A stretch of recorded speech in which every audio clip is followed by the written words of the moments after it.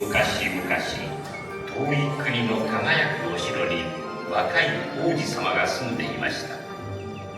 王子様は何にでも思いのままにできましたから、すっかりわがままになり、優しさを失っていたのでしょう。ある夜、お城に年取った物乞いの女が来て、一夜の宿を恵んでほしいと言い、一本のバラを差し出しました。でも王子様はそのみすぼらしい姿をバカにして老女を追い返そうとしたのです。老女は見かけに騙されて人の心の美しさを見逃してはいけないと言いましたが、王子様は聞き入れませんでした。すると老女の醜さが急に消え、美しい魔女の姿が現れたのです。王子様は謝ろうとしましたが手遅れでした。魔女は罰として王子様を恐ろしい野獣の姿に変え、お城に強力な魔法をかけました。野獣は自分の恐ろしい姿を恥じてお城の中に閉じこもりました。魔女のくれたバラは本当に美しい花でした。花は咲き続けて、その花びらの最後の一枚が落ちるまでに王子様が愛することを学び、そのお返しに愛されるようになれば、この魔法は解かれるのです。でもその期限が過ぎたら、王子様は永遠に野獣の姿のままです。年月が流れ、王子様はすっかり希望を失いました。一体誰がこんな野獣を愛してくれるのでしょう。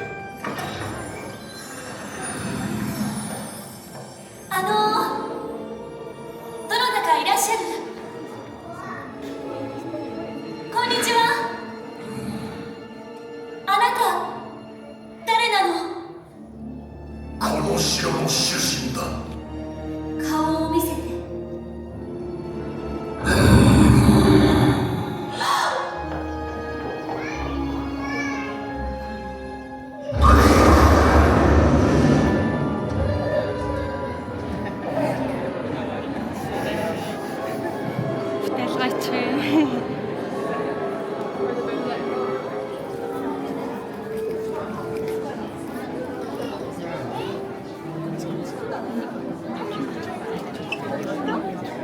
見守りましょう。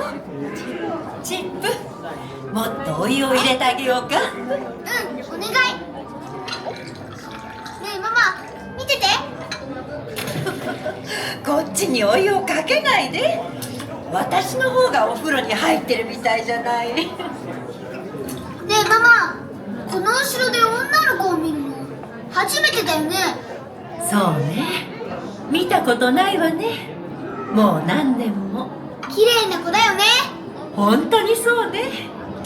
さあ、お風呂が終わったら夕食のお手伝いをしましょう。夕食ってあの女の子の？そうよ。おいしいものをいっぱい食べさせてあげないと。どうして？私はその道のプロじゃない。あのやり方じゃ女性のハートはつかめないな。ご主人様がもう少し紳士的に振る舞ってくだされば。意地を張るのもいい加減にしろ。さっさと晩餐に来い。命令だ。お断りしません。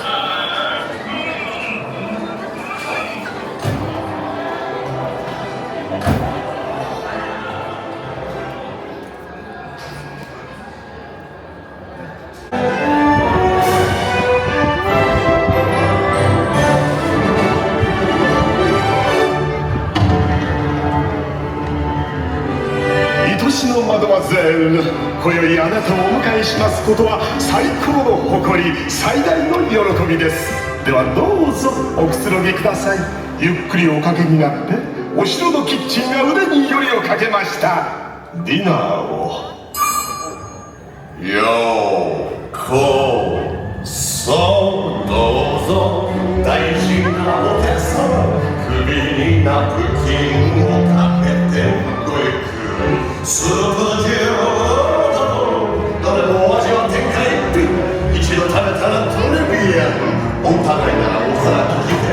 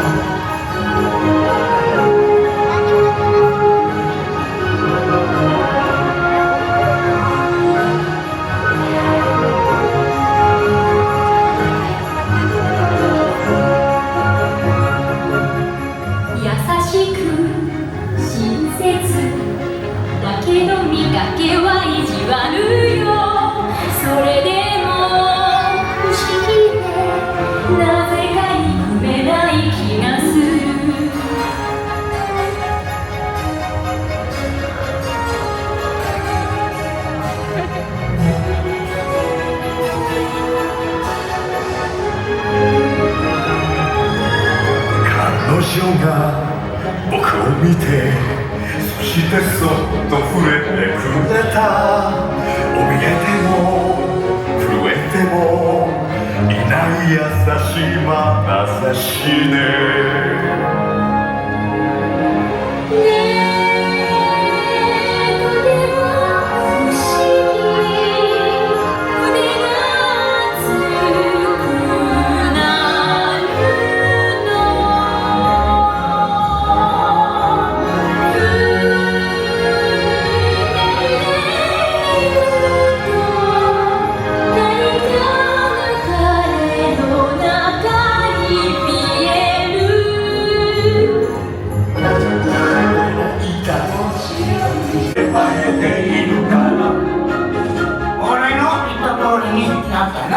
俺たちの言った通りだろう。